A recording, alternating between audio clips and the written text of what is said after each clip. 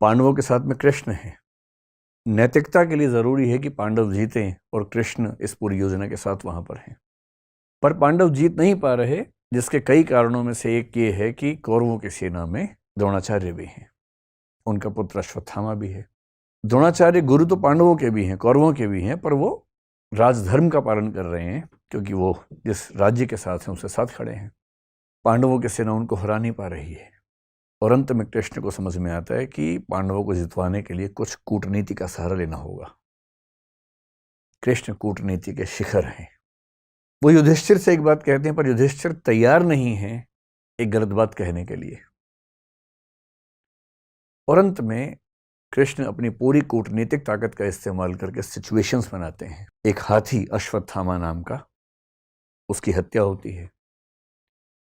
बात फैलाई जाती है कि अश्वत्थामा मारा गया। अश्वत्थामा द्रोणाचार्य के पुत्र का नाम भी है और द्रोणाचार्य अचानक हताश होने लगते हैं।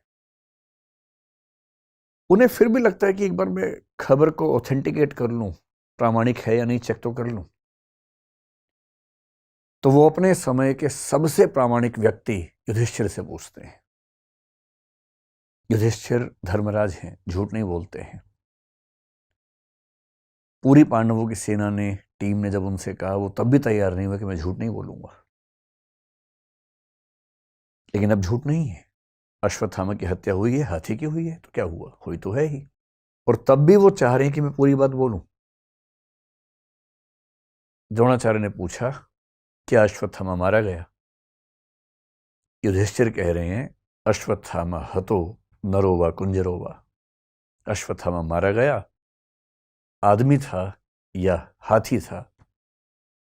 लेकिन जैसे ही नरो वा कुंजरो वा कह रहे हैं, ठीक उसी क्षण में बहुत तेज शंख बजता है कृष्ण का, और उस शंख की आवाज में द्रोणाचार्य सुन नहीं पाते पूरी बात।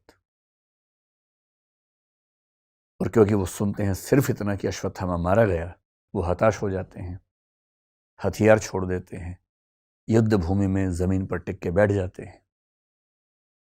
और इसी क्षण का फायदा उठा के धृष्टद्युम्न उनकी हत्या कर देता है।